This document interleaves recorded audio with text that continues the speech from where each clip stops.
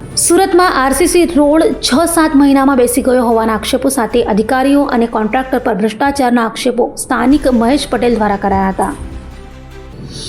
સુરત મહાનગરપાલિકામાં અધિકારીઓ અને કોન્ટ્રાક્ટરો ભ્રષ્ટાચાર આચરતા હોવાના અનેક આક્ષેપો થઈ ચૂક્યા છે, ત્યારે હવે પાલનપુર કેનાલ રોડ પર રસ્તાના કામને લઈ ભ્રષ્ટાચારના આક્ષેપો મહેશ પટેલ દ્વારા કરાયા છે। સુરતના પાલનપુર કેનાલ રોડ પર 6-7 મહિના પહેલા બનાવવામાં આવેલ આરસીસી રોડ બેસી ગયો હોવાના આક્ષેપ સાથે સ્થાનિક આગેવાન મહેશ પટેલે પાલિકાના અધિકારીઓ અને કોન્ટ્રાક્ટર પર ભ્રષ્ટાચારના આક્ષેપો કર્યા હતા। સાંભળો શું કહી રહ્યા છે સ્થાનિક આગેવાન મહેશ પટેલ। મહેશ પટેલ સામાજિક કાર્યકર્તા। મહેશભાઈ, શું મુદ્દો ઉઠાવ્યો છે કે રોડમાં બેસી ગયો છે કે ફાટ પડી ગયો છે?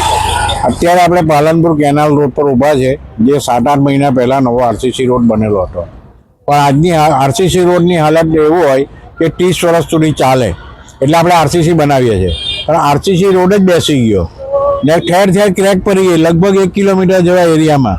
હવે માનો કે આ નવો રોડ બન્યો હોય અને આવી રીતે બેસી જાય અને આરસીસી રોડ હોય અને આવી રીતે ગેપ પડી જાય, આની અંદર કોઈ મોટરસાઇકલ વાળાનું કે કોઈ એક્ટિવા વાળાનું વ્હીલ પડી જાય, મરી જાય, અકસ્માત થાય ને મૃત્યુ થઈ ગયું, જવાબદાર કોણ? કોન્ટ્રાક્ટર આપે કે અધિકારી પૈસા આપે?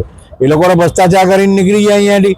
આજે આરસીસી રોડ બેસી જવો તો બહુ ગંભીર ઘટના છે, અને એ ઘટનાને જો આ લોકો સરકારી અમલદારો કે જે બી ખાતાવાળા કમિશનર જો ધ્યાનમાં નહીં લે ને આ લોકો પગલાં નહીં લેશે ને તો દરેક આરસીસી રોડની આ જ હાલત થવાની છે।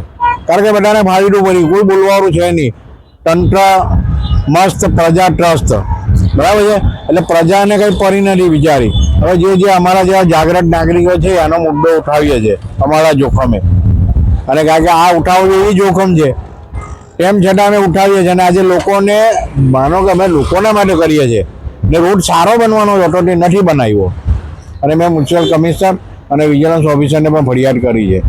હું ચંદ્રકાંત પટેલ, હું અહીંનો સ્થાનિક રહેવાસી છું।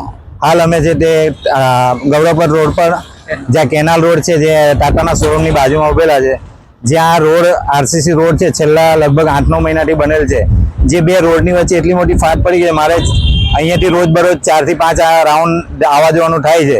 તો હું જોઉં છું તો અહીંયાથી આવતી જતી ગાડીઓ છે ને, તો આ બે રોડની ફાટની વચ્ચે આના ટાયર આવી જાય છે, એને લીધે કેટલાક લોકો સ્લીપ થઈને પડે છે, જ્યારે એને નાની મોટી જાનહાની થાય છે। હવે આની જવાબદારી કોની સાહેબ?